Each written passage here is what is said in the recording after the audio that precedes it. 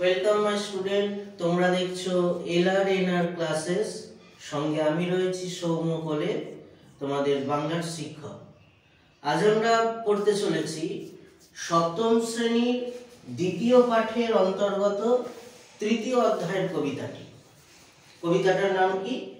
একুশের কবিতা। কবি হলেন আশরাফ সিদ্দিকী। প্রথমে এসো আমরা পরিচয় করে নিই কবির সম্বন্ধে। তো কবি আশরাফ সিদ্দিকী হচ্ছেন বাংলাদেশের একজন কবি এবং তিনি জন্মেছিলেন বাংলাদেশের টাঙ্গাইল জেলাতে। এবং বাংলাদেশের তিনি একজন কবি এবং প্রাবন্ধিক, উল্লেখযোগ্য বা বিখ্যাত একজন কবি এবং প্রাবন্ধিক। তিনি বাংলাদেশের টাঙ্গাইল জেলায় 1927 খ্রিস্টাব্দের 1 মার্চ তারিখে তিনি জন্মান। ইনি পেশাতে ছিলেন ঢাকা বিশ্ববিদ্যালয়ে অধ্যাপক, অর্থাৎ ঢাকা বিশ্ববিদ্যালয়তে তিনি অধ্যাপনা করতেন। এবং তার সাথে সাথে তিনি মুকুল পত্রিকার সম্পাদক। মুকুল পত্রিকা হচ্ছে একটি পাক্ষিক পত্রিকা, অর্থাৎ প্রত্যেক 15 দিন অন্তর অন্তর বেরোতো। সেই মুকুল পত্রিকার সম্পাদক ছিলেন আশরাফ সিদ্দিকী। তার কিছু উল্লেখযোগ্য গ্রন্থ হলো কিংবদন্তির বাংলা, 20 কন্যা, গুণী, ছড়ার মেলা। এছাড়াও তিনি আরো বহু গ্রন্থের রচয়িতা। কবি আশরাফ সিদ্দিকী 1964 খ্রিস্টাব্দে বাংলা একাডেমি পুরস্কার পান। এবং আশরাফ সিদ্দিকী বাংলাদেশের ভাষা আন্দোলনের সঙ্গেও তিনি কিন্তু যুক্ত ছিলেন। আমাদের পাঠ্য কবিতাটি বাংলাদেশের ভাষা আন্দোলন তথা আন্তর্জাতিক মাতৃভাষা দিবসকে কেন্দ্র করে লেখা। তো এই যে আমরা বলছি যে আমাদের পাঠ্য কবিতাটা অর্থাৎ 21-এর কবিতা, এই 21-এর কবিতা লেখা হচ্ছে বাংলাদেশের ভাষা আন্দোলন ও ভাষা শহীদ দিবসকে কেন্দ্র করে। এবং এই আন্দোলনেতে কবি নিজেও কিন্তু অংশগ্রহণ করেছিলেন বা প্রত্যক্ষভাবে যুক্ত ছিলেন। এই ভাষা আন্দোলন বা ভাষা শহীদ দিবস, এই ঘটনাটা কি? অর্থাৎ এই ঘটনাটার প্রেক্ষাপটেতে আমরা যে লিখেছি প্রেক্ষাপট, মানে এই 21-এর কবিতাটা এই ভাষা আন্দোলনের প্রেক্ষাপটে বা ভাষা আন্দোলনের এই ঐতিহাসিক ঘটনাটাকে কেন্দ্র করেই বা স্মরণ করেই লেখা। কাজে আমরা জেনে নিই এই ভাষা আন্দোলন বা ভাষা শহীদ দিবসটা কি। আমরা প্রত্যেকেই জানি 1947 সালে আমাদের দেশ অর্থাৎ ভারতবর্ষ স্বাধীন হয়।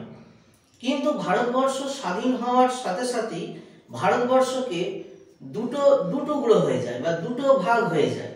একটা হচ্ছে ভারত আর একটা হচ্ছে পাকিস্তান। এবার এই পাকিস্তান দেশটা কিন্তু এমন ভাবে করা হয়, এ দেখো এখানে আমাদের ভারতের একটা ম্যাপ আঁকা আছে, উপর অংশটা এঁকেছি, নিচেরটাকে আঁকা হয়নি। ভারতের এইটা হচ্ছে ভারত। এবার পাকিস্তানটাকে করা হয়, ভারতের পশ্চিম দিকটাতে থাকে পশ্চিম পাকিস্তান, আর ভারতের পূর্ব দিকটা অর্থাৎ এই জায়গাটাতে ছিল পূর্ব পাকিস্তান। অর্থাৎ ভারতবর্ষ মাঝখানেতে দেখো উঠে আছে, আর পাকিস্তান দেশটার একদিকেতে থাকলো পশ্চিম পাকিস্তান, একদিকেতে পূর্ব পাকিস্তান। অর্থাৎ দেশ একটাই, পাকিস্তান দেশ একটাই ছিল, কিন্তু তার একটা অংশ ভারতবর্ষের পশ্চিম দিকেতে আর একটা অংশ ভারতবর্ষের পূর্ব দিকেতে হয়ে যায়। এর ফলে এইরকম এক অপরিকল্পনা প্রসূত ভারতবর্ষের দুধারে দুটো পাকিস্তানের দুটো অংশ রয়ে যায়। এর পরিণামস্বরূপ কি হয়? পশ্চিম পাকিস্তানের ভাষা ছিল উর্দু, মানে পশ্চিম পাকিস্তানে যারা সে সময় বাস করত সেইখানে ভাষা ছিল উর্দু, আর পূর্ব পাকিস্তানেতে যারা বসবাস করত তাদের মাতৃভাষা ছিল বাংলা। এবার এই পশ্চিম পাকিস্তান আর পূর্ব পাকিস্তান এই দুটো অংশের শাসনভার ছিল পশ্চিম পাকিস্তানের উপর। তাই পশ্চিম পাকিস্তানের সরকার এই পূর্ব পাকিস্তানের মাতৃভাষা বাংলার পরিবর্তে পশ্চিম পাকিস্তানের যেটা মাতৃভাষা উর্দু সেটাকে জোর করে চাপিয়ে দিতে চাইল। অর্থাৎ পশ্চিম পাকিস্তান চাইল যে পাকিস্তানে একটাই মাতৃভাষা তথা সরকারি ভাষা হবে, সেটা হচ্ছে উর্দু ভাষা। কিন্তু পূর্ব বাংলাতে যেহেতু মাতৃভাষা বাংলা ছিল, তাই এখানে বাংলা ভাষাভাষী মানুষরা এই পশ্চিম পাকিস্তানের জোর জুলুম আদেশকে মেনে নিতে পারেনি। অর্থাৎ এই যে জোরজুলুম আদেশ কোনটা, যে এদেরকেও উর্দু ভাষাতে কথা বলতে হবে এবং এখানেও সরকারি ভাষা হিসেবে উর্দু চালু হবে। এর ফলেতে পশ্চিম পাকিস্তানের বিরুদ্ধে পূর্ব পাকিস্তানের এই বাংলা ভাষাভাষী মানুষরা আন্দোলনেতে নামে। এটাই হচ্ছে ভাষা আন্দোলন। সাধারণত আন্দোলন হয় মানে আমরা স্বাধীনতা আন্দোলন করেছি দেশকে স্বাধীন করার জন্য, কিন্তু এই ভাষাকে রক্ষা করার জন্য আন্দোলন পৃথিবীর ইতিহাসে এই প্রথম। অর্থাৎ ভাষাকে রক্ষা করার জন্য আন্দোলন একটা অন্যতম তাৎপর্য নিয়ে আসে। তো যাই হোক, এই পূর্ব পাকিস্তানের মেডিকেল কলেজ এবং ঢাকা বিশ্ববিদ্যালয়ের কিছু বুদ্ধিজীবী মানুষ এবং ছাত্ররা মিলে আন্দোলন চালাতে থাকে। কি জন্য? না বাংলা ভাষাকে সরকারি ভাষা এবং মাতৃভাষা রূপে এখানেতে রেখে দেওয়ার জন্য, উর্দু ভাষাকে গ্রহণ না করার জন্য। কিন্তু এই আন্দোলনকে থামানোর জন্য তৎকালীন পশ্চিম পাকিস্তানে খাজা নাজিমউদ্দিন সরকারের পুলিশ গুলি চালায়। অর্থাৎ পূর্ব পাকিস্তানে বাংলা ভাষাকে রক্ষা করার জন্য যারা আন্দোলন চালাচ্ছিল তাদের উপর গুলি চালায়। সেটা কত খ্রিস্টাব্দে? 1952 খ্রিস্টাব্দে 21শে ফেব্রুয়ারি এই ঘটনাটা ঘটে। এবং এই বাংলা ভাষাকে রক্ষা করার জন্য সেই পুলিশের গুলিতে প্রাণ হারায় আব্দুল সালাম, রফিক উদ্দিন আহমেদ, শফিউর রহমান, আব্দুল বরকত, আব্দুল জব্বার, অর্থাৎ এই 5 জন। বলা হলো এই 5 জন হচ্ছে প্রথম ভাষা শহীদ। অর্থাৎ এরাই প্রথম শহীদ যারা নিজের বাংলা ভাষা তথা মাতৃভাষা রক্ষার জন্য আত্মবলিদান দিয়েছিল। এই 5 জন মৃত্যুর পরেতে কিন্তু পশ্চিম পাকিস্তান তারপরেও পারেনি পূর্ব পাকিস্তানেতে উর্দু ভাষা চালু করতে। বরঞ্চ পূর্ব পাকিস্তানেতে এই 5 জন মৃত্যুকে কেন্দ্র করে গণ আন্দোলন আরো উত্তুঙ্গে ওঠে, আরো ব্যাপকভাবে ছড়িয়ে পড়ে, গোটা পূর্ব পাকিস্তানেতেই ছড়িয়ে পড়ে। এর ফলে এই ব্যাপক গণ আন্দোলনের চাপে পড়ে পশ্চিম পাকিস্তান বাধ্য হয় পিছু হটতে। অর্থাৎ এখানেতে জোর করে উর্দু ভাষাকে চাপিয়ে দিতে তারা ব্যর্থ হয়। এর পরিণামস্বরূপ 1971 খ্রিস্টাব্দে এই পূর্ব পাকিস্তান এটা বাংলাদেশ মানে এখনকার বাংলাদেশেতে পরিণত হয়, অর্থাৎ একটা স্বাধীন রাষ্ট্র তথা দেশেতে পরিণত হয় একদিক থেকে। সুতরাং এখনকার যে বাংলাদেশ, সে 1952 সালের 21শে ফেব্রুয়ারি থেকে যে ভাষা আন্দোলন শুরু করে, সেই ভাষা আন্দোলনের মধ্য দিয়ে তাদের বাংলা ভাষারও জয় ঘটে এবং পূর্ব পাকিস্তান পশ্চিম পাকিস্তানের থেকে স্বাধীন হয়ে বাংলাদেশ রাষ্ট্রেতে বা স্বাধীন একটা রাষ্ট্রে পরিণত হয়। অর্থাৎ তারা বাংলা ভাষাকেও রক্ষা করতে পারে, নিজেদের রাষ্ট্রকেও একটা স্বতন্ত্র স্বাধীন দেশেতে পরিণত করতে পারে। এই যে বাংলাদেশের এই ভাষা আন্দোলন, এই ভাষা আন্দোলনটাকে 1999 খ্রিস্টাব্দে 17 নভেম্বর ইউনেস্কো আন্তর্জাতিক মাতৃভাষা দিবস রূপে মর্যাদা দিয়েছেন। সুতরাং এই ভাষা আন্দোলনের ঐতিহাসিক প্রেক্ষাপটেতেই আমাদের পাঠ্য কবিতা 21-এর কবিতাটি লেখা। এবার এসো আমাদের প্রবেশ করা যাক মূল কবিতার মধ্যে। এই মূল কবিতাটাকে আমরা যদি পড়ি, দেখব কবিতাটার স্পষ্ট 3টে স্তর রয়েছে। প্রথম স্তরেতে আছে বাংলা ভাষার প্রতি কবির শ্রদ্ধা, ভালোবাসা, বাংলা ভাষার সঙ্গে তার মায়ের সম্পর্ক, তার দেশ, প্রকৃতি ইত্যাদি সম্পর্ক, তার বাংলা ভাষা সূত্রে কবি ছোটবেলাকার পাঠশালার কথা ইত্যাদি। অর্থাৎ সবটাই বাংলা ভাষাকে স্মরণ, বাংলাদেশকে স্মরণ, বাংলাদেশের প্রকৃতি, বাংলাদেশের পাঠশালা, শিক্ষা ব্যবস্থা সবকিছুই আছে প্রথমে। অর্থাৎ কবিতাটার প্রথম স্তরেতে আছে বাংলাকে কেন্দ্র করে কবি স্মরণ ও মননের চিত্র।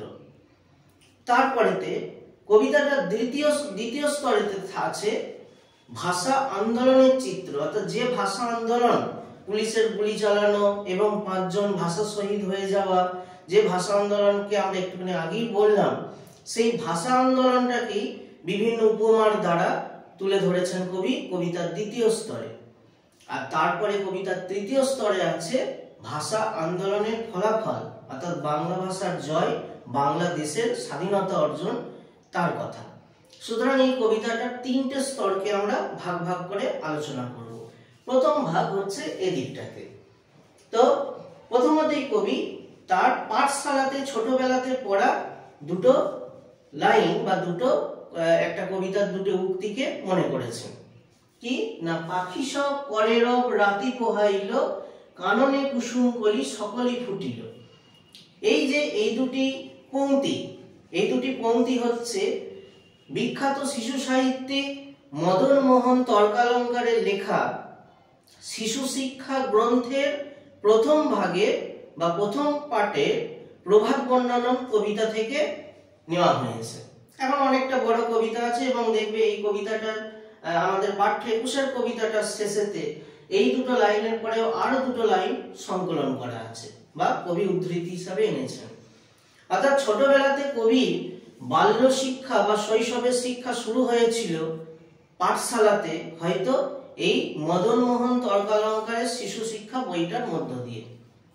এরকম মদন মোহন তর্কালঙ্কারের শিশু শিক্ষা বইয়ের মতন আমরাও অনেক ছোটবেলাতে অন্যান্য বই দিয়ে পড়াশোনা শুরু করেছি, যেমন বিদ্যাসাগরের বর্ণ পরিচয়, রবীন্দ্রনাথ ঠাকুরের সহজ পাঠ, এই সমস্ত বইগুলো তোমরা নিশ্চয়ই জানো। অর্থাৎ শিশুদের জন্য পাঠ্য বইগুলোই হচ্ছে শিশু পাঠ্য বই, যেগুলো দিয়ে আমাদের প্রথম ছোটবেলাতে পড়াশোনা শুরু হয়। তো কবিও বাংলা ভাষাকে স্মরণ করতে গিয়ে একবার শুরু করেছেন তার বাংলা ভাষা শেখার প্রথম মুহূর্ত থেকে। বাংলা ভাষায় তার পড়া প্রথম যে কবিতা প্রভাত বর্ণন, সেই প্রভাত বর্ণন থেকে প্রথম দুটো উক্তি তিনি সংকলন করেছেন। কেন না, বাংলা ভাষাকে মনে করতে, স্মরণ করতে। বাংলা ভাষা যবে থেকে তিনি পড়া শুরু করেছেন বা শেখা শুরু করেছেন, ঠিক সেই মুহূর্তটাকে আমাদের সামনে জানাতে এবং কবিকে নিজেও জানতে। তারপরে কবি নিজের লেখা মূল কবিতা শুরু করেছেন যে কবেকার পাঠশালায় পড়া মন্ত্রের মতন সেই সুর। অর্থাৎ প্রথমতেই কবি বললেন এই যে মদন মোহন তর্কালঙ্কারের বইয়েতে থেকে যে কবিতাটা তিনি ছোটবেলাতে পড়া শুরু করেছিলেন, সেই কবিতাটা বা ছড়াটা কবির কাছে আজকে যেন মনে হচ্ছে একটা মন্ত্রের মতন, সুরযুক্ত মন্ত্রের মতন।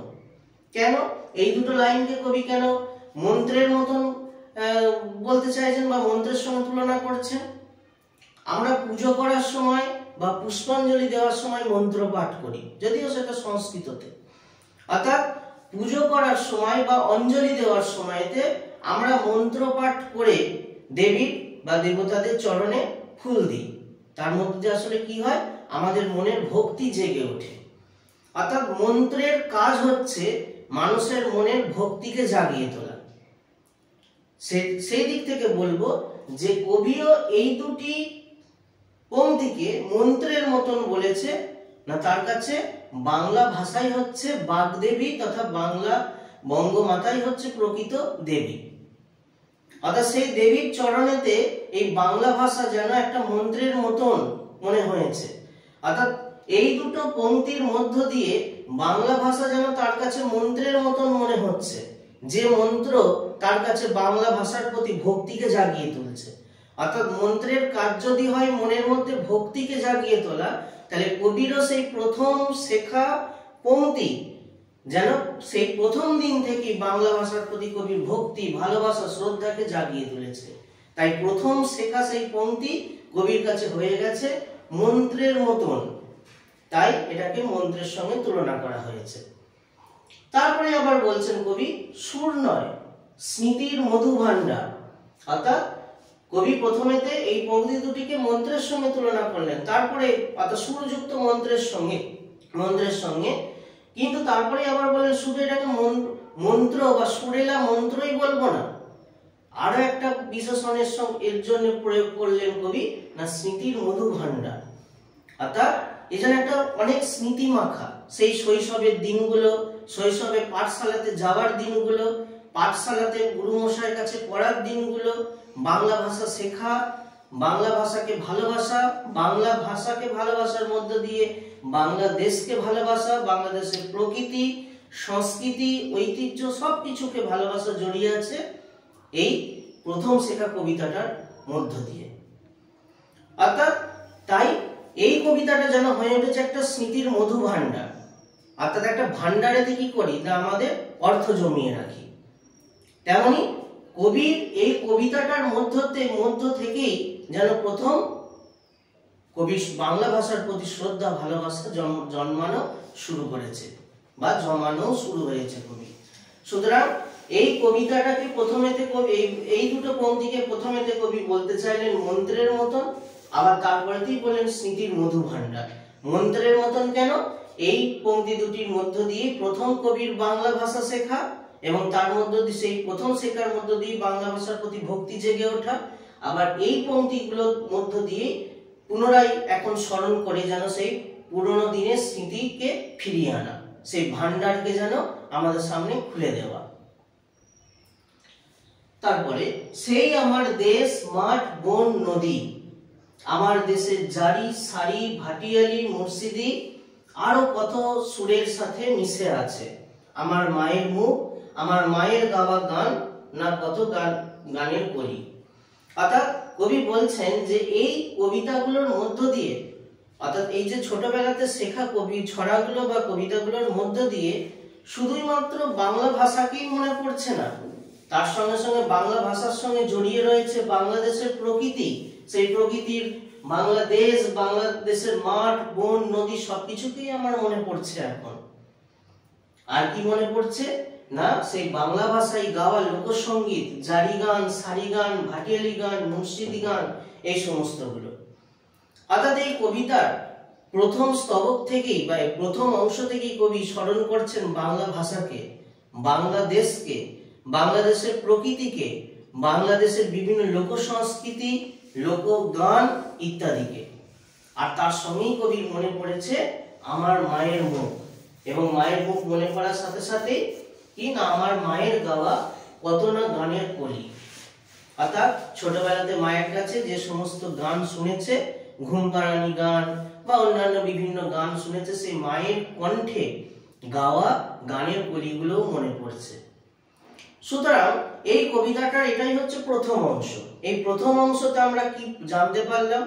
প্রথম অংশতে আমাদের যেটা মূল বক্তব্য, যে কবি এখানেতে স্মরণ করেছেন তার একেবারে বাল্য শিক্ষা বা পাঠশালাতে গিয়ে প্রথম শিক্ষা বা পড়া কবিতাটিকে। কি সেই কবিতা? মদন মোহন তর্কালঙ্কারের লেখা শিশু শিক্ষা বইয়ে প্রভাত বর্ণনন কবিতার অংশকে। এবং সেই কবিতাটাকে স্মরণ করার মধ্য দিয়েই কবির বাংলা ভাষাকে মনে হয়েছে যেন মন্ত্রের মতন, যা বঙ্গমাতার প্রতি বা বঙ্গদেশের প্রতি শ্রদ্ধা ভক্তি জাগিয়ে তোলে। তারপরেতেই কবির মনে হয়েছে এই বঙ্গভাষার সঙ্গে জড়িয়ে থাকা বাংলাদেশ, বাংলাদেশের প্রকৃতি, বাংলাদেশের বিভিন্ন লোকসঙ্গীতের কথা। এগুলো কবির স্মৃতি ভাণ্ডার থেকে একটার পর একটা বর্তমানেতে এসে ভিড় জমিয়েছে। তার সাথে সাথেই এসেছে বা কবির জন্মদাত্রী মায়ের কথা। কেন মায়ের কথা এলো? কেন না আমাদের মাতৃভাষা, আমরা যে মাতৃভাষা শিখি তা তো প্রথম মা বা বাবা অর্থাৎ আত্মীয় পরিবার পরিজনের কাছ থেকেই শিখি, এবং বলা ভালো সে আত্মীয় পরিজনের মধ্যে প্রথম আসেন মা। অর্থাৎ মায়ের কাছ থেকেই প্রথম যে ভাষা শিখি সেটাই হচ্ছে মাতৃভাষা। তাই কবি এই বাংলা ভাষার সূত্র ধরে বাংলাদেশের প্রকৃতি, দেশ, এইগুলোর সাথে সাথে কবির মায়ের মুখও মনে পড়লো, জন্মদাত্রী মায়ের মুখও মনে পড়লো, এবং কবির মনে পড়ে গেল সেই মায়ের মুখ থেকে ছোটবেলায় শোনা কয়েকটা গানের কলি, অর্থাৎ কয়েকটা গানের লাইন। সুতরাং এই কবিতার প্রথম স্তরেতে বা প্রথম অংশে বাংলা ভাষার প্রতি কবির শ্রদ্ধা, বাংলাদেশের প্রতি কবির শ্রদ্ধা এবং ভালোবাসা বা ভক্তি দিকটাকেই প্রকাশ করেছেন, এবং সবটাই কবি এনেছেন তার স্মৃতির মধু ভাণ্ডার থেকে যেন পুনরায় রোমন্থন করেছেন বা নিয়ে এসেছেন। এরপরেতেই এই কবিতাটার বিষয়বস্তু পুরোপুরিভাবে যেন পাল্টে যায়। একটা স্মৃতির মধু ভাণ্ডার থেকে বা অতীত থেকে কবি হঠাৎ করে ফিরে আসেন পুরো বর্তমানে বা বাস্তবেতে। যে অংশটাতে কবি তুলে ধরেছেন ভাষা আন্দোলনের বিভিন্ন ভয়ানক মুহূর্তগুলোকে, তো কিভাবে সেই ভাষা আন্দোলনটাকে কবি তুলে ধরছেন বিভিন্ন উপমার মধ্য দিয়ে। বিন্নি ধানের মাঠের ধারে হঠাৎ কয়েকটা গুলির আওয়াজ। বিন্নি ধান, বিন্নি ধান কি? বিন্নি ধান হচ্ছে এক প্রকার আউশ ধান, যেটা জলা জমিতে হয় এবং এই বিন্নি ধানের খই খুব ভালো হয়। তো সেই বিন্নি ধানের মাঠের ধারে হঠাৎ কয়েকটা গুলির আওয়াজ, কয়েকটি পাখির গান শেষ না হতেই তারা ঝরে গেল, পড়ে গেল মাটিতে। অর্থাৎ কবি সেই ভাষা আন্দোলনের দিকটাকে সম্পূর্ণ উপমার সাহায্যে আনলেন। আমরা ভাষা আন্দোলনটাকে বোঝাতে গিয়ে বললাম যে খাজা নাজিমুদ্দিনের সরকার সেই ভাষা আন্দোলনকারীদের উপর গুলি চালায় এবং 5 জন ব্যক্তির মৃত্যু হয়, তারাই হচ্ছে প্রথম ভাষা শহীদ। সেই 5 জন ব্যক্তিকেই এখানেতে কয়েকটি পাখি বলা হয়েছে। অর্থাৎ কয়েকটি পাখির গান শেষ না হতেই, গান বলতে তাদের সেই ভাষা আন্দোলন বা ভাষাকে রক্ষা করার দাবি, সেটাকে থামিয়ে দেওয়ার জন্যই কি করা হলো, হঠাৎ কয়েকটা গুলির আওয়াজ। সেই গুলির আওয়াজেতে গুলি খেয়ে কয়েকটা পাখি গান শেষ না হতেই তারা ঝরে গেল, পড়ে গেল মাটিতে, অর্থাৎ তাদের মৃত্যু হলো।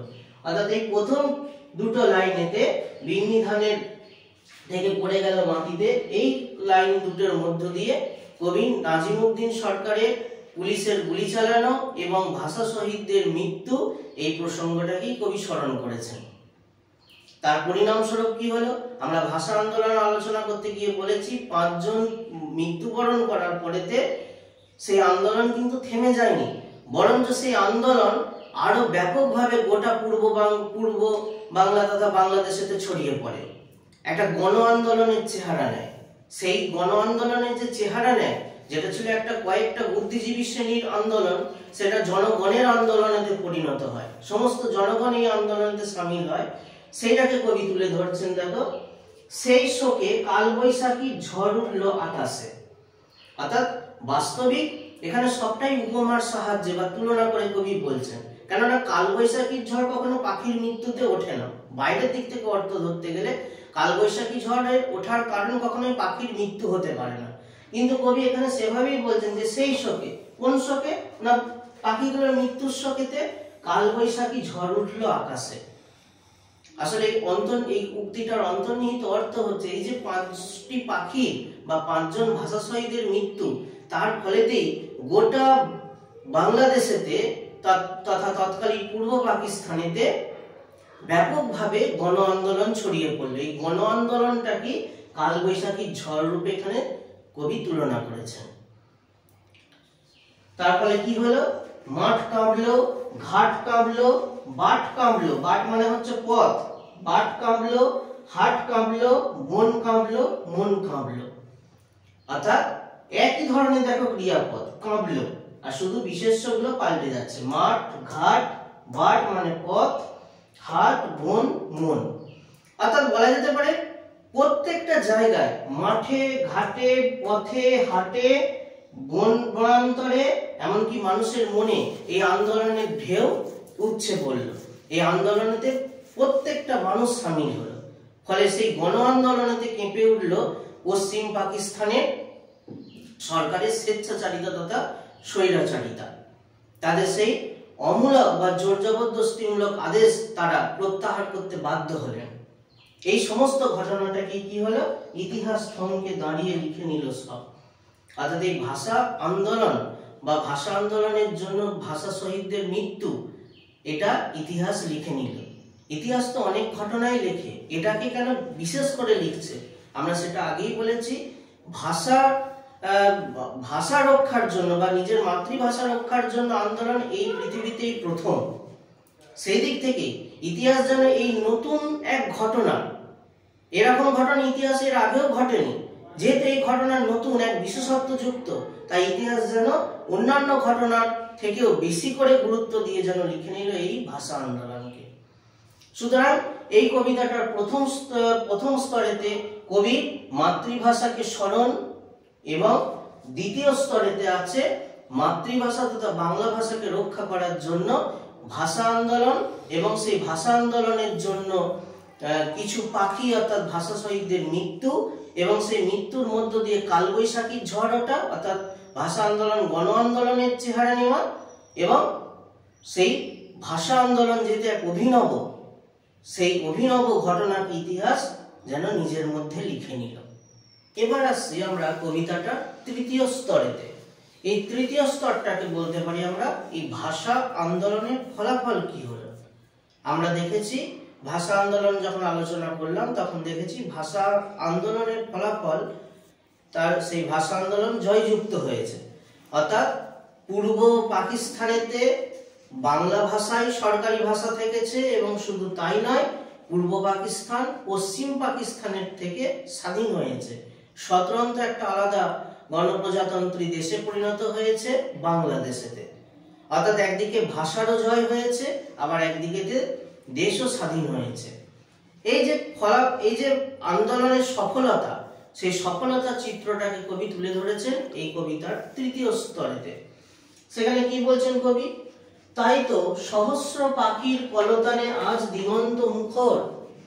অর্থাৎ কবি মনে করেন যে 5টি পাখি তারা ভাষা শহীদ হয়েছেন, কিন্তু তার পরিণামেতে যে বাংলা ভাষার জয়যুক্ত হলো, বাংলাদেশ স্বাধীন হলো, সেই স্বাধীন বাংলাদেশে বাংলা ভাষার মর্যাদা প্রতিষ্ঠা হলো, তার ফলে সহস্র পাখি, অর্থাৎ বলা যেতে পারে বাংলাদেশের সমস্ত বাংলা ভাষাভাষী মানুষরা আজকে যেন কলতান জুড়েছে, অর্থাৎ আনন্দের সঙ্গে বাংলা ভাষা বলছে, বাংলা ভাষায় বিভিন্ন লেখালেখি বা সমস্ত রকম বাংলা ভাষা চর্চা হচ্ছে।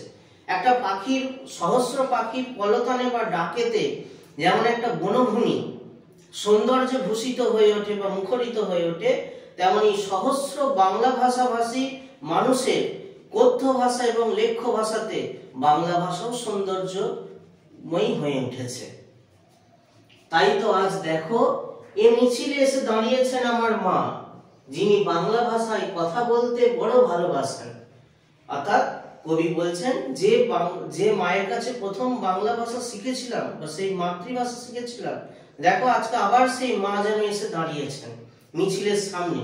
প্রত্যেক বাংলা ভাষাভাষী মানুষের কাছেই যেন এই মিছিল বা এই গণ আন্দোলন বা সেই সফল আন্দোলন যেন তাদের সেই মায়ের জয় ঘটিয়েছে, বঙ্গমাতার জয় ঘটিয়েছে। এখানে তো বলে রাখা ভালো যে প্রথমেতে যে মায়ের কথা বলেছিলেন, যার কাছে তিনি গানের কলি কবি মনে করেছেন প্রথম স্তরেতে, এখানে সেই জন্মদাত্রী মা যেন সকলের মা হয়ে উঠেছে, অর্থাৎ একটা সার্বজনীনতা লাভ করেছে এবং সেই সার্বজনীনতার মধ্য দিয়ে এই মা অর্থাৎ জন্মদাত্রী মা এখানে বঙ্গমাতা তথা জন্মভূমিতে বা মাতৃভূমিতে পরিণত হয়েছে।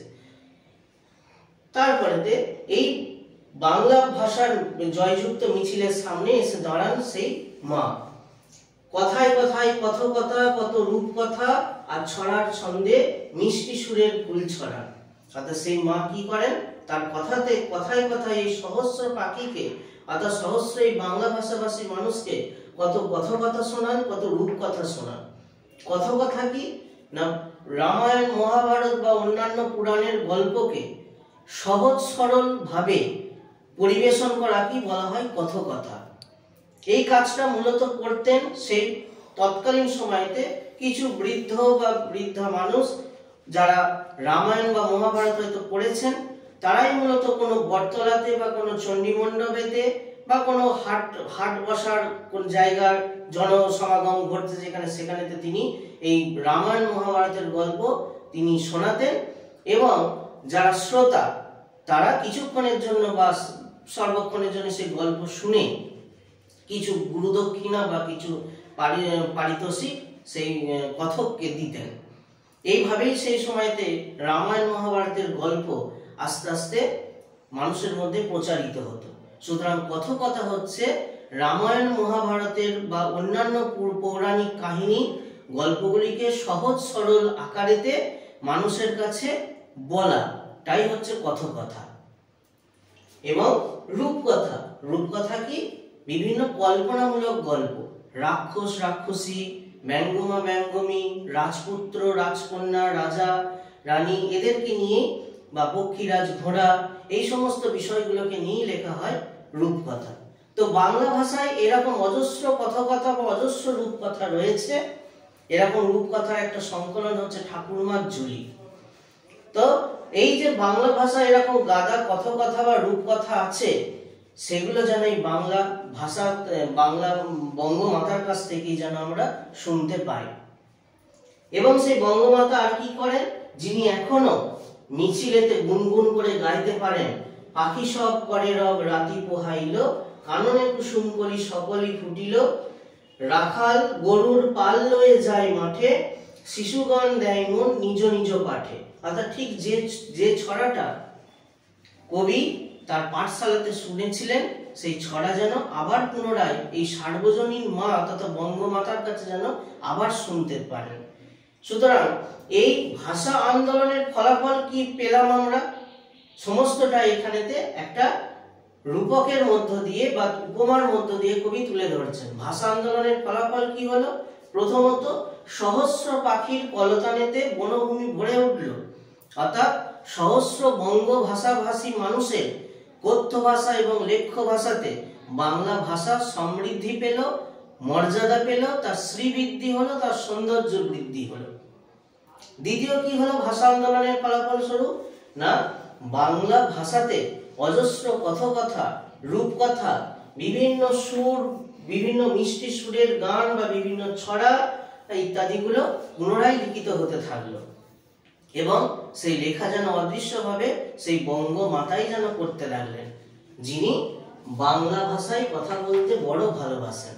বাংলা ভাষাতে কথা বলতে ভালোবাসেন বলেই তারই হাত থেকে বা তারই অদৃশ্য হাত থেকে যেন আমরা একের পর এক বাংলা ভাষায় ছড়া, কথকথা, রূপকথা বা বিভিন্ন লোকসঙ্গীত বা অন্যান্য বিভিন্ন কবিতা বা রচনা আমরা একের পর এক উপহার পেতে শুরু করলাম এবং সেই বঙ্গমাতা যেন আমাদেরকে পুনরায় আবার আমাদের কানের কাছে গুনগুন করে গাইতে লাগলেন সেই ছোটবেলার পড়া প্রথম পাঠ বা শিশু শিক্ষার পড়া প্রথম সেই প্রভাত বর্ণনন কবিতাটা। কি আছে কবিতাটার? কবিতাটার প্রথমে ছিল দুটো লাইন, এখানে তো দেখো আরো দুটো লাইন যোগ করা হলো না, পাখি সব করে রব রাতি পোহাইল, অর্থাৎ পাখিরা সবাই মিলে রব করছে বা চিৎকার করছে বা ডাকছে, পাখির ডাকের মধ্য দিয়ে রাতি পোহাইল, অর্থাৎ রাত্রি অতিবাহিত হলো বা শেষ হলো, পাখির ডাকের মধ্য দিয়ে রাত্রি শেষ হলো, ভোর হলো। কাননে কুসুম কলি সকলই ফুটিল, কানন মানে হচ্ছে বনভূমি, বনভূমিতে বিভিন্ন কুসুম কলি অর্থাৎ ফুলেরা সব ফুলগুলোই যেন ফুটে গেল, যেগুলো রাত্রিবেলাতে কুঁড়ি অবস্থায় ছিল সেগুলো সকাল হওয়ার সঙ্গে সঙ্গে ফুটে গেল। রাখাল গরুর পাল লয়ে যায় মাঠে, অর্থাৎ রাখালেরা সকালবেলা হওয়ার ফলেতে গরুর পাল নিয়ে তারা মাঠেতে গরু চড়াতে যায়। আর শিশুগণ দেয় মন নিজ নিজ পাঠে, অর্থাৎ শিশুরা নিজের নিজের পড়াশোনাতে মনোযোগ দেয়। সুতরাং এই কবিতাটার দেখো স্তর বিন্যাসে আমরা লিখেছি। প্রথম স্তরে আছে বাংলা ভাষাকে স্মরণ করার মধ্য দিয়ে বাংলা ভাষার প্রতি শ্রদ্ধা। দ্বিতীয় স্তরেতে আছে বাংলা ভাষা আন্দোলনের বিভিন্ন ছবি। তৃতীয় স্তরেতে আছে ভাষা আন্দোলনের ফলাফল, অর্থাৎ ভাষা আন্দোলন জয়যুক্ত হওয়ার ফলে তার ফলাফল। এইভাবেই কবিতাটার বিষয়বস্তুকে কবি অনুচ্ছেদেতে ভাগ না করলেও যেভাবে তিনি কবিতাটাকে লিখেছেন তার স্পষ্ট তিনটে স্তর বিন্যাস আমাদের চোখে ধরা পড়ে। এবার আসি আমরা কবিতাটার কিছু অন্তরঙ্গ বা কিছু রসগত আলোচনার দিক থেকে বা রসগ্রাহী আলোচনার দিক থেকে। প্রথমত আসি কবিতাটার নামকরণেতে। আমরা এর আগের ভিডিওগুলোতেই বলেছি যে সাহিত্যের নামকরণ কবি বা সাহিত্যিকরা মূলত চার দিক থেকে করে থাকেন বা চারটে দিক থেকে করে থাকেন। প্রথম হচ্ছে বিষয়বস্তু কেন্দ্রিক, দুই হচ্ছে গল্পের প্রধান চরিত্র কেন্দ্রিক, তিন হচ্ছে লেখকের স্বনাম কেন্দ্রিক, আর চার হচ্ছে ব্যঞ্জনা কেন্দ্রিক। বিষয়বস্তু কেন্দ্রিক নামকরণ তোমরা 7-তেই পড়েছো, প্রথম কবিতাটি রবীন্দ্রনাথ ঠাকুরের বোঝাপড়া কবিতা। প্রধান চরিত্র কেন্দ্রিক নামকরণ 7-এর পাঠ্য বইতেই আছে পাগলা গণেশ। লেখকের স্বনাম কেন্দ্রিক নামকরণ, এখানেতে অবশ্যই লেখক নিজের ছদ্মনামটি ব্যবহার করেন। এরকম নামকরণ যুক্ত পাঠ্যাংশ তোমরা হয়তো সেকেন্ড ইউনিট টেস্টে পড়বে। ভানু সিংহের পত্রাবলী রবীন্দ্রনাথ ঠাকুর লিখেছেন, কেন রবীন্দ্রনাথ ঠাকুরের ছদ্মনাম হচ্ছে ভানু সিংহ, তো সেই ছদ্মনামে তিনি নামটা দিয়েছেন। আর আসছে ব্যঞ্জনা কেন্দ্রিক, অর্থাৎ কবিতাটার শিরোনামেতে যে নাম আছে অর্থাৎ শিরোনামটা পরোক্ষভাবে অন্য কিছু একটা তাৎপর্যকে বা অন্তর্নিহিত অর্থকে তুলে ধরবে। এই চারদিক থেকে অর্থাৎ বিষয়বস্তু কেন্দ্রিক, প্রধান চরিত্র কেন্দ্রিক, লেখকের স্বনাম কেন্দ্রিক আর ব্যঞ্জনা কেন্দ্রিক, এই চারদিক থেকে যে কোনো সাহিত্য বা কবিতার নামকরণ করা হয়ে থাকে। আমাদের পাঠ্য 21-এর কবিতাটি নামকরণ অবশ্যই ব্যঞ্জনা কেন্দ্রিক হয়েছে। কেন ব্যঞ্জনা কেন্দ্রিক বলছি? আমরা প্রথমেই বলেছি এই কবিতাটা বাংলাদেশের ভাষা আন্দোলনকে কেন্দ্র করে লেখা। কিন্তু বাংলাদেশের ভাষা আন্দোলন কবে শুরু হয়? 1952 খ্রিস্টাব্দের 21শে ফেব্রুয়ারি। কিন্তু এই কবিতাটাতে কবি একবারের জন্য, শিরোনামটাকে যদি বাদ দিই, কবিতাটার একবারের জন্য কিন্তু কবি 21শে ফেব্রুয়ারি সংখ্যাটাকে একবারও ব্যবহার করেনি। সেখানে সাল তো দূরের কথা, কিন্তু 21শে ফেব্রুয়ারি এই কথাটাকে এই কবিতাতে কবি একবারের জন্য ব্যবহার না করেও কিন্তু কবিতাটার বিষয়বস্তুর দ্বারা সে 21শে ফেব্রুয়ারিকেই স্মরণ করেছেন। বলা বাহুল্য, আমরা প্রথমেই কবি পরিচয়ে বলেছিলাম যে কবি আশরাফ সিদ্দিকী নিজেও ভাষা আন্দোলনের সঙ্গে কিন্তু যুক্ত ছিলেন। ফলে ভাষা আন্দোলনের প্রত্যেকটা ঘটনা কিন্তু তার নখদর্পণে। সেই অমর ভাষা আন্দোলন বা অমর 21শে ফেব্রুয়ারিকে স্মরণ করেই, অর্থাৎ ভাষা আন্দোলনের প্রেক্ষাপটে এই কবিতাটা লেখা। সেদিক থেকে কবিতাটার নামকরণ সেই ভাষা আন্দোলনকে স্মরণ করাচ্ছে, সেদিক থেকে ব্যঞ্জনা কেন্দ্রিক নামকরণ। দ্বিতীয় কোন দিক থেকে আমরা ব্যঞ্জনা পাচ্ছি? কবি বলেছেন কয়েকটি পাখি গুলি খেয়ে মৃত্যুর কথা, তাদের গান শেষ না হতে হতেই বিন্নি ধানের মাঠের ধারেতে হঠাৎ গুলির আওয়াজ এবং কয়েকটা পাখির মৃত্যুর কথা। এই কয়েকটা পাখি বলতে কি, আমরা কবিতার বিষয়বস্তু আলোচনার সময় বলেছি যে ভাষা আন্দোলনের সময় যে 5 জন ছাত্রের মৃত্যু হয় পুলিশের গুলি খেয়ে, সেই 5 জন ছাত্রকেই এখানে পরোক্ষভাবে বা ব্যঞ্জনাতে পাখির সঙ্গে তুলনা করা হয়েছে। সুতরাং এই কবিতায় পাখির মৃত্যু দিয়ে আসলে সেই ভাষা আন্দোলনের ভাষা শহীদদের কথাই স্মরণ করায়। সেদিক থেকে 21-এর কবিতা নামটি ব্যঞ্জনা কেন্দ্রিক। তৃতীয় কি না, কালবৈশাখীর ঝড়। এই 5 জন পাখি মৃত্যুতে, আমরা 5 জন পাখি বলছি কিন্তু এখানে কবিতাতে পাখির মৃত্যু হয়েছে বলা হয়েছে, কটি পাখির মৃত্যু হয়েছে সেটা বলা হয়নি। আমরা যেহেতু 5 জন ছাত্রের মৃত্যু হয়েছিল ভাষা আন্দোলনের সময়, তো সেই পরিপ্রেক্ষিতে 5 সংখ্যাটা ব্যবহার করছি। এই কয়েকটা পাখির মৃত্যু বা বলা বাহুল্য 5 জন ভাষা শহীদের যে মৃত্যু, এর ফলেতে কি হলো না কালবৈশাখী ঝড় উঠল। পাখির মৃত্যুর শোকেতে কালবৈশাখী ঝড় উঠল। ব্যঞ্জনাতে বলা যেতে পারে বা অন্তর্নিহিত অর্থতে বলা যেতে পারে 5 জন ভাষা শহীদের জন্য গোটা এই আন্দোলনটা, যেটা ছিল বুদ্ধিজীবীদের মধ্যে সীমাবদ্ধ, সেটা গোটা বাংলাদেশের প্রত্যেকটা মানুষের মধ্যে ছড়িয়ে পড়ে। অর্থাৎ সেই ভাষা আন্দোলন গণ আন্দোলনের চেহারা নেই, সেই গণ আন্দোলনের কথাটাকে কালবৈশাখী ঝড়ের সঙ্গে তুলনা করা হয়েছে। তারপরে কবি বলেছেন যে সহস্র পাখির কলতানে আজ দিগন্ত মুখর। এই সহস্র পাখি কারা? আসলে সহস্র পাখি হচ্ছে সমস্ত বাংলা ভাষাভাষীর মানুষরা। সেই বাংলা ভাষা আন্দোলন জয়যুক্ত হওয়ার ফলে সহস্র পাখির কলতানেতে দিগন্ত যেমন মুখরিত হয়, অরণ্য যেমন সৌন্দর্যায়িত হয়, অরণ্যের শোভা বা সৌন্দর্য বেড়ে যায়, তেমনি বাংলা ভাষা আন্দোলন জয়যুক্ত হওয়ার ফলে সহস্র বাংলা ভাষাভাষী মানুষের বাংলা কথ্য ভাষা, লেখ্য ভাষা, মাতৃভাষা সমস্ত ভাবে বাংলা ভাষার শ্রীবৃদ্ধি ঘটেছে, মর্যাদা বৃদ্ধি ঘটেছে। বিভিন্ন সাহিত্য, বিভিন্ন কবিতা, গল্প, কথকথা, রূপকথা, লোকসঙ্গীত সবকিছু দ্বারা চর্চিত হতে হতে বাংলা ভাষা অন্যতম শ্রেষ্ঠ ভাষা হয়ে উঠেছে।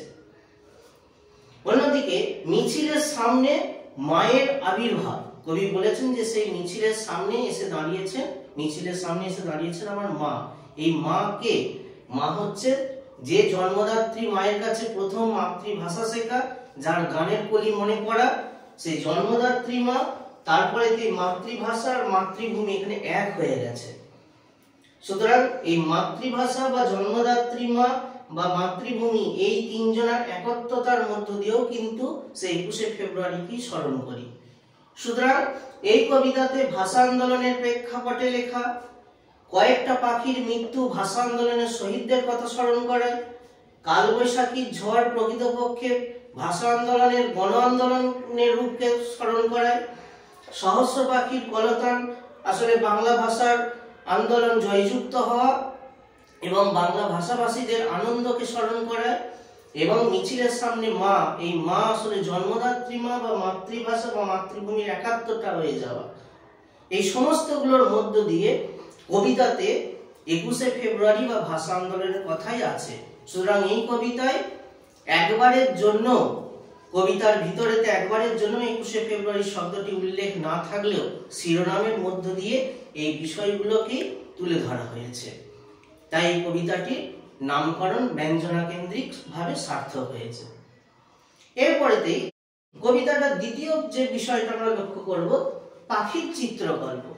এই কবিতায় বারবার পাখির কথা এসেছে। কেন, কিভাবে আসছে দেখা যায়। প্রথমত, একবারে এই কবি এই কবিতাতে যে উদ্ধৃতি চিহ্নটা এনেছেন, অর্থাৎ মদনমোহন তর্কালঙ্কারের শিশু পাঠ্য প্রভাত বর্ণন বইটা থেকে যে উদ্ধৃতি চিহ্ন এনেছেন, সেখানে প্রথম লাইনটা কি ছিল? পাখি সব করে রব রাতি পোহাইল, অর্থাৎ পাখিদের কলতানের মধ্য দিয়ে বা পাখিদের ডাকের মধ্য দিয়ে রাত্রি অতিবাহিত হয়েছে। তো সেই পাখির প্রসঙ্গ এখানেতে কিভাবে আছে কবিতাটাতে ছড়িয়ে, সেটাকে আমরা আলোচনা করছি। তো পাখির কলতানে রাত্রি শেষে সকাল হওয়া, অর্থাৎ ওই উদ্ধৃতি চিহ্নটার কথা বলা হচ্ছে যে পাখি সব করে রব রাতি পোহাইল, অর্থাৎ পাখিদের ডাকের মধ্য দিয়ে রাত্রি শেষ হচ্ছে। এই কথাটার মধ্য দিয়ে আসলে স্বাধীন বাংলাদেশের জন্মের কথাই তুলে ধরা হচ্ছে। কেন, একটা পাখির ডাকের মধ্য দিয়ে যেমন রাত্রি শেষ হয়ে সকাল আসে, তেমনি সমস্ত সহস্র পাখি বা কয়েকটা পাখির আত্মবলিদান এবং সহস্র পাখির গণ আন্দোলন বা ভাষা আন্দোলনের মধ্য দিয়ে শুধু বাংলা ভাষাই জয় হয়নি, বাংলাদেশও স্বাধীন হতে পেরেছে। অর্থাৎ পূর্ব পাকিস্তান পশ্চিম পাকিস্তানের কাছ থেকে মুক্তি পেয়ে স্বাধীন হয়ে বাংলাদেশতে স্বাধীন রাষ্ট্রতে পরিণত হতে পেরেছে। অর্থাৎ বাংলাদেশেরও, অর্থাৎ পূর্ব পাকিস্তানের ওপর অত্যাচার, দমন বা স্বৈরাচারী শাসন ব্যবস্থার রাত্রি অতিবাহিত হয়ে স্বাধীন সকালের বা একটা স্বাধীনতারূপী সকালের উদ্ভব হয়েছে। সুতরাং পাখির কলতানে রাত্রি শেষে সকাল হওয়ার মধ্য দিয়ে পূর্ব পাকিস্তানের পরাধীনতা কেটে গিয়ে বা পরাধীনতার রাত্রি ঘুচে গিয়ে স্বাধীনতার সকাল আসা এবং সেই সূত্রে বাংলাদেশ রাষ্ট্রের জন্ম হওয়া দিকটাকেই বলতে চাওয়া হয়েছে। দ্বিতীয় আসছে পাখির মৃত্যু। কয়েকটা বিন্নি ধানের মাঠের ধারে গুলির আওয়াজেতে আওয়াজ হয় এবং অর্থাৎ গুলি খেয়ে কয়েকটা পাখির মৃত্যু, যেটা আমরা বারবার বলছি যে পাখির মৃত্যুর মধ্য দিয়ে সেই ভাষা শহীদদের কথা বলা হয়েছে। কোন কোন ভাষা শহীদ? আব্দুল সালাম, রফিক উদ্দিন আহমেদ, শফিউর রহমান, আব্দুল বরকত, আব্দুল জব্বার, এই সমস্ত ভাষা শহীদরাই আসলে পাখির মৃত্যুর মধ্য দিয়ে স্মরণ করা হয়েছে। আর সহস্র পাখির কলতানে আজ দিগন্ত মুখর, অর্থাৎ সমস্ত বাংলা ভাষা ভাষীদের আন্দোলন জয়যুক্ত হওয়ার ফলে তো সমস্ত বাংলা ভাষাভাষী মানুষদের আনন্দ, তাদের মাতৃভাষার যে মর্যাদা বৃদ্ধি, মাতৃভাষার শ্রীবৃদ্ধি তথা সৌন্দর্য বৃদ্ধি, এই দিকটাকেই তুলে ধরা হয়েছে। সুতরাং এই কবিতায় পাখির চিত্রকল্প ব্যবহার করে সেই ঐতিহাসিক পটভূমিকেই তুলে ধরা হলো। সুতরাং এখানেতে পাখি প্রসঙ্গ কবি নেহাতি বাহ্যিক দিক থেকে ব্যবহার করেননি, অন্তর্নিহিত দিক থেকেই কবি তুলে ধরেছেন। এরপরে আসি এই কবিতাটার অন্যতম একটা বিশেষ দিকে, সেটা হচ্ছে মা কে। অর্থাৎ এই কবিতাটাতে দেখবে ঠিক যেমন পাখির কথা এসেছে, তেমনি কয়েকবারই মায়ের কথা এসেছে। যেমন একবারে প্রথমেতে আছে, যে প্রথমেতে কবি বলেছেন যে মায়ের মুখ মনে পড়ে এবং মায়ের মুখ থেকে শোনা গানের কলি মনে পড়ে। তারপরেতেই কবি কবিতার দ্বিতীয় স্তরেতে আবার দ্বিতীয় এবং তৃতীয় স্তরের ওখানেতে বলেছেন যে মায়ের মিছিলের সামনে এসে দাঁড়িয়েছেন আমার মা, যিনি বাংলা ভাষায় কথা বলতে বড় ভালোবাসেন, যিনি কথকথা শোনান, রূপকথা শোনান, কত মিষ্টি সুরের ছন্দ ছড়া শোনান, এবং যিনি গুনগুন করে ওই পাখি সব পরে রব রাতি পোহাইল উক্তি ছড়াটাও যেন আবার শোনান। এই যে মায়ের প্রসঙ্গ এসছে, মা আসলে কি? প্রথমেতে যে মায়ের কথা বলা হয়েছে, বলা হলো তিনি হচ্ছেন জন্মদাত্রী মা। কেননা ছোটবেলাতে কবি বলেছেন যে পাখি সব পরে রব রাতি পোহাইল, এই যে ছড়ার লাইন দুটো বা কবিতার লাইন দুটো, এগুলো তিনি পাঠশালাতে পড়েছেন। এবং বলা বাহুল্য, পাঠশালাতে পড়ে আমরা ধরে নিতে পারি কবি তারপরেতেই সেগুলো মায়ের কাছে পড়েছেন। কারণ আমাদের ছোটদের ক্ষেত্রে কি হয়, যে স্কুলেতে যেগুলো পড়ে আসি সেগুলো বাড়িতে আবার মায়ের কাছে আবার পড়ে নিই। কাজেই পাঠশালাতে পড়া ওই কবিতা বা ছড়াটি মধ্য দিয়ে সেটা পুনরায় আবার মায়ের কাছেতে পড়েছেন আমরা ধরে নিচ্ছি। সেই সূত্রে ওই বাল্য শিক্ষার প্রসঙ্গ মধ্য দিয়ে জন্মদাত্রী মায়ের কথাই কবি বলতে চেয়েছেন।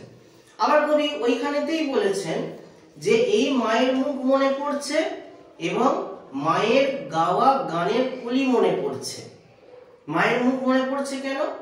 আসলে কবি তার এই বাল্য শিক্ষার এই বইগুলো বা ছোটবেলাতে পড়া বইগুলো যেহেতু মায়ের কাছেও পুনরায় পড়েছেন, কাজে সেই পড়া স্মরণ করার মধ্য দিয়ে যিনি পাঠ দিয়েছেন বা পড়িয়েছেন সেই মায়ের মুখ স্বাভাবিকভাবে মনে পড়ছে। অর্থাৎ সেই কবিতাগুলো যেমন কবির স্মৃতিতে আবার পুনরায় ফিরে আসছে, তেমনি সেই কবিতাগুলো বা ছড়াগুলো যিনি পড়িয়েছেন মা, সেই জন্মদাত্রী মায়ের মুখও বারবার ফিরে আসছে। আবার সেই জন্মদাত্রী মায়ের মুখ ফিরে আসার সঙ্গে সঙ্গে শুধুই সেই জন্মদাত্রী মায়ের পড়ানো ওই কবিতা বা ছড়াগুলিই নয়, মা কাজ করতে করতে বা ঘুম পাড়ানোর সময়তে যে গানগুলো গাইতেন সেই গানের কলিও কিছু কিছু মনে আসছে। সুতরাং এই গানের কলি মনে পড়া, মায়ের মুখ মনে পড়া এবং পাঠশালাতে পড়া ছড়ার লাইনগুলোকে মনে পড়ার মধ্য দিয়ে প্রথমেতে অন্ততপক্ষে কবি জন্মদাত্রী মায়ের কথাই বলেছেন। কিন্তু তারপরেতেই যখন কবি বলেন যে মিছিলের সামনে এসে দাঁড়িয়েছেন আমার মা, যিনি বাংলা ভাষায় কথা বলতে ভালোবাসেন, যিনি কথকথা শোনান, রূপকথা শোনান, ছড়ার মিষ্টি সুরের ছন্দে ছড়া শোনান এবং যিনি গুনগুন করে ওই আবার বাল্য শিক্ষার সেই ছড়াগুলোকে শোনান, তখন সেই মা আসলে মিছিলের সামনে যে মা এসে দাঁড়ান তিনি আসলে হয়ে যান আসলে মাতৃভাষা বা মাতৃভূমি। কেন? আমরা দেখলাম যে ভাষা আন্দোলন কিন্তু জয়যুক্ত হয়েছিল। ভাষা আন্দোলন জয়যুক্ত হওয়ার ফলেতেই সহস্র পাখির কলতানে মাতৃভাষা শ্রীবৃদ্ধি ঘটেছিল। ফলে সেই মাতৃভাষার জয় বা ভাষা আন্দোলনের জয়, সেই প্রসঙ্গের মধ্য দিয়ে জন্মদাত্রী মা মিছিলের সামনে এসে যখন দাঁড়ান তিনি হয়ে যান আসলে মাতৃভাষা। আবার আমরা এটাও বলছি যে ভাষা আন্দোলনের মধ্য দিয়ে কিন্তু পূর্ব পাকিস্তান পশ্চিম পাকিস্তানের থেকে স্বাধীন হয়ে স্বাধীন বাংলাদেশেতে পরিণত হয়। সুতরাং সেই সূত্রে বাংলাদেশও স্বাধীন হয়, তখন সেই মাতৃভাষা আবার হয়ে ওঠে মাতৃভূমি। সুতরাং এখানে তিনটে মায়ের একটা যেন সম্মিলন তথা একাত্মতা গড়া হচ্ছে। জন্মদাত্রী মা মিছিলের সামনে এসে দাঁড়িয়ে হয়ে উঠছেন মাতৃভাষা এবং সেই মাতৃভাষায় আবার পরক্ষণে হয়ে উঠছেন মাতৃভূমি। এই মাতৃভাষা বা মাতৃভূমি বা জন্মদাত্রী মা এই কবিতায় একত্রতা হয়ে গেছে। সেই জন্মদাত্রী মা হয়ে উঠেছে সকলের মা তথা সকলের মাতৃভাষা বাংলা ভাষা। এখানে খুব অবশ্যই তোমাদের মনে পড়বে আত্মবিলাপ কবিতাটি, সপ্তম শ্রেণীতেই আমাদের আগের ভিডিওতে দেওয়া হয়েছিল। সেখানেও কিন্তু কবি মধুসূদন বঙ্গ ভাষাকে তথা বঙ্গভূমিকেই কিন্তু মা রূপেই সম্বোধন করেছিলেন। রেখো মা দাসের মনে এ মিনতি করি পদে। কে ছিল সেই মা? সেই মা হচ্ছে বঙ্গভাষা তথা বঙ্গভূমি, অর্থাৎ মাতৃভাষাই মাতৃভূমি রূপে পরিণত হওয়ার এই প্রবণতা এই কবিতাতেও রয়ে গেছে। এরপরেতে এই কবিতাটার আমরা গঠন কৌশলেতে আসবো।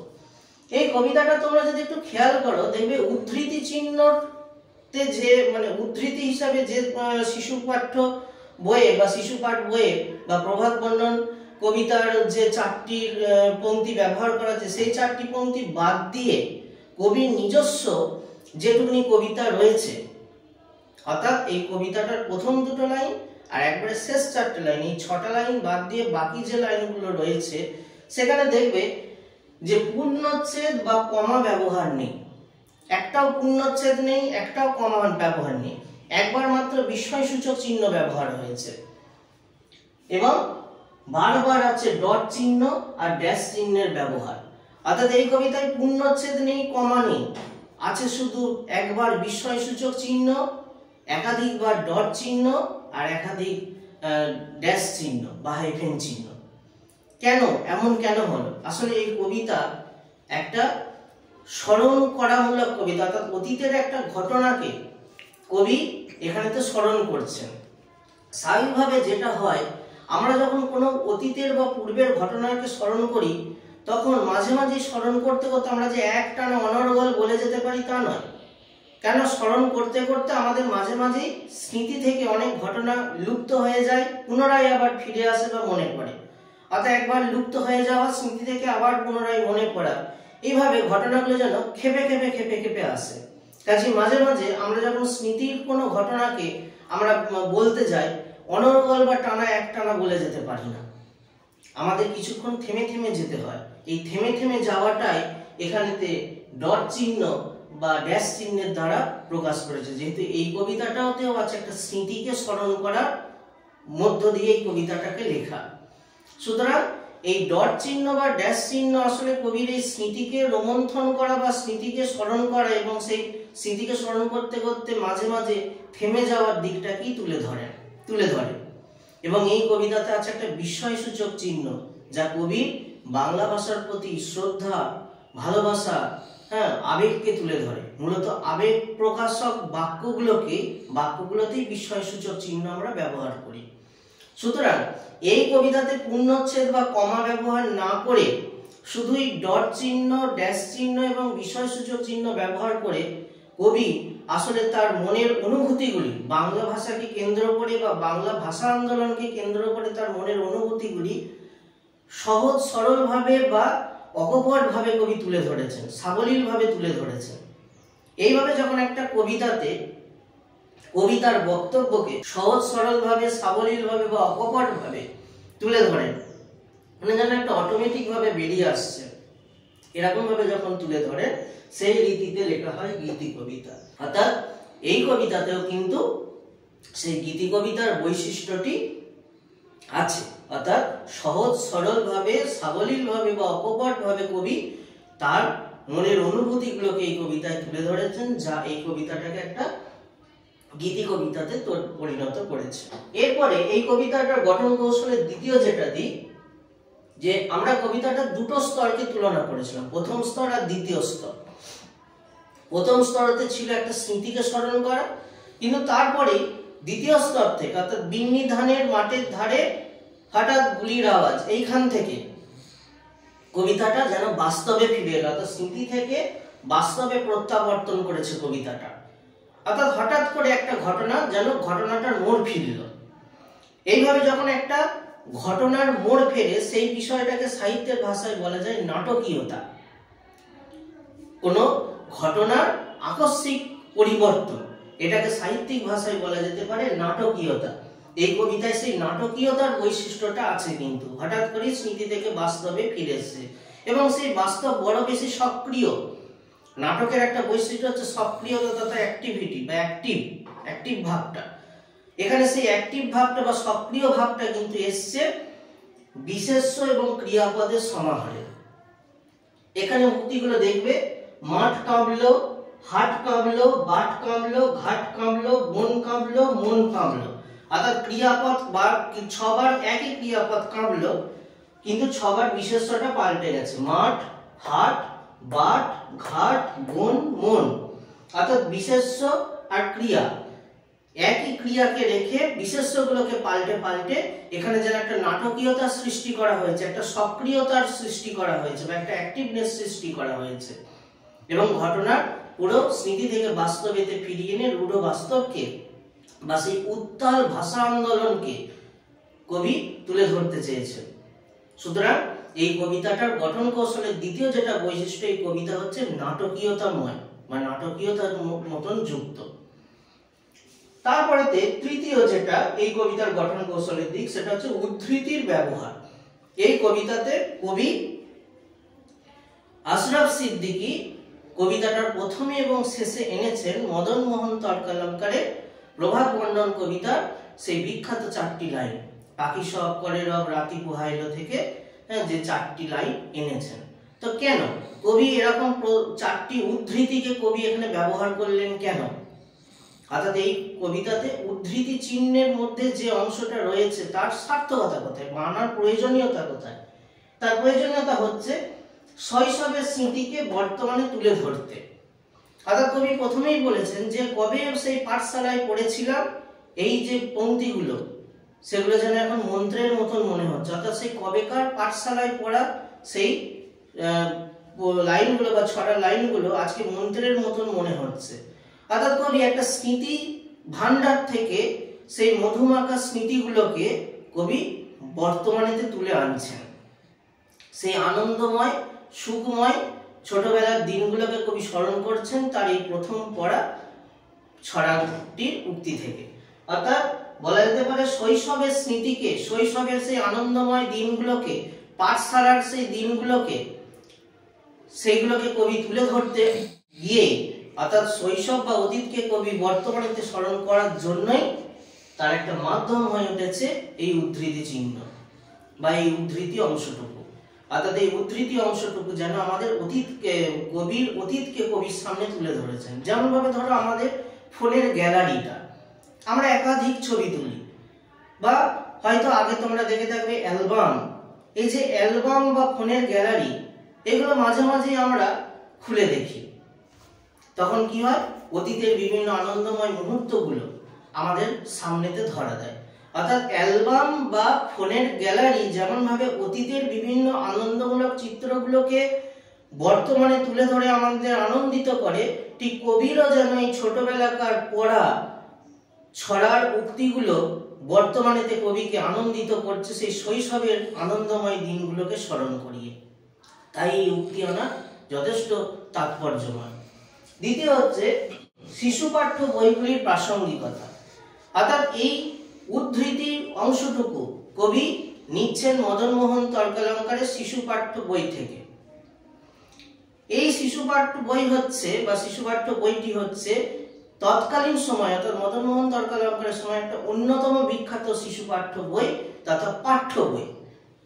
সেই সময় আরো অনেক এরকম পাঠ্য বই ছিল, যেমন অক্ষয় কুমার দত্তের চারুপাঠ, ঈশ্বরচন্দ্র বিদ্যাসাগরের বর্ণ পরিচয়, কথামালা, বোধোদয়, রবীন্দ্রনাথ ঠাকুরের সহজ পাঠ ইত্যাদি অনেক বই তৎকালীন সময়তে ছিল শিশু পাঠ্য হিসাবে। এবং বলা হলো তার মধ্যে কিছু কিছু বই কিন্তু এখনো আমাদের পড়ানো হয়। অর্থাৎ এখনো বর্তমানে বা এই সময়েতেও, এই ডিজিটাল যুগেতেও কিন্তু আমাদের শিশু শিক্ষা তথা বাল্য শিক্ষা এরকম ছোট এই বইগুলোর মধ্য দিয়ে শুরু হয়। অন্তত আমরা বর্ণ পরিচয় সহজ পাঠের কথা তো কিছুতেই বলতে পারি না। আশা করা যেতে পারে প্রত্যেকেরই আমাদের ছোটবেলায় শিক্ষা শুরু হয়েছে বর্ণ পরিচয় বা রবীন্দ্রনাথ ঠাকুরের সহজ পাঠের মধ্য দিয়ে। সুতরাং বর্তমানে যতই শিক্ষার আধুনিকীকরণ ঘটুক না কেন বা যতই বিভিন্ন শিক্ষার বিভিন্ন নতুন নতুন দিক বা নতুন নতুন পদ্ধতি বা পথ আমাদের সামনে আসুক না কেন, এই শিশু পাঠ্য বইগুলো যে আজও আমাদের কাছে প্রাসঙ্গিক এবং গুরুত্বপূর্ণ, এগুলোর মধ্য দিয়ে যে শিশু শিক্ষা শুরু হতে পারে, এইটাকে কবি পরোক্ষভাবে বোঝাতেই যেন এই শিশু পাঠ্য বইটাকে স্মরণ করছেন বা সেই শিশু পাঠ্য বইয়ের উক্তিটিকে আনছেন। আর কি না, আমরা এখানেতে প্রথমেই বলেছি কবি এই যে পাখি সব করে রব রাতি পোহাইল, কাননে কুসুমকলি সকলি ফুটিল, এই লাইনগুলোকে কবি বলেছেন মন্ত্রের মতন বা মন্ত্রের সুরের মতন। আমরা কবিতা ব্যাখ্যা করতে গিয়ে কিন্তু বলেছিলাম কেন মন্ত্রের সঙ্গে তুলনা করা হয়েছে। না মন্ত্র যেমন ঈশ্বরের প্রতি আমাদের মনের ভক্তিকে জাগিয়ে তোলে, তেমনি এই উদ্ধৃতি চিহ্ন মধ্যে থাকা অংশটুকু যেন কবিরও মনের ভক্তি শ্রদ্ধাকে তথা বাংলা ভাষার প্রতি বা বঙ্গভূমির প্রতি কবির শ্রদ্ধা ভক্তিকে জাগিয়ে তুলেছে। সুতরাং এই উদ্ধৃতি আনার সার্থকতা কোথায়? শৈশবের দিনকে বর্তমানে স্মরণ করানোর জন্য, বর্তমানে শিশু পাঠ্য বইগুলির প্রাসঙ্গিকতাকে তুলে ধরার জন্য এবং মাতৃভাষার প্রতি ভক্তি বা শ্রদ্ধাকে প্রকাশ করার জন্যই কবি এই উদ্ধৃতি চিহ্নের মধ্যে অংশটুকুকে এনেছে। ঠিক আছে, আজকে আমাদের ভিডিও এখানেই শেষ করছি। কেমন লাগলো তোমাদের এই ভিডিও তা তোমরা অবশ্যই কমেন্ট বক্সে জানাবে। যদি ভালো লাগে লাইক করবে এবং যদি কিছু জিজ্ঞাসা থাকে তা কমেন্ট বক্সে লিখবে, আমরা উত্তর দেওয়ার চেষ্টা করব। এবং এই কবিতাটির ওপরেতে কোনো এমসিকিউ বা 1 নম্বর বা ব্যাখ্যামূলক প্রশ্নের প্রয়োজন পড়লে তোমরা গুগল প্লে স্টোরেতে গিয়ে LRNR অ্যাপটি ডাউনলোড করো এবং সেখান থেকে ডাউনলোড করে নাও।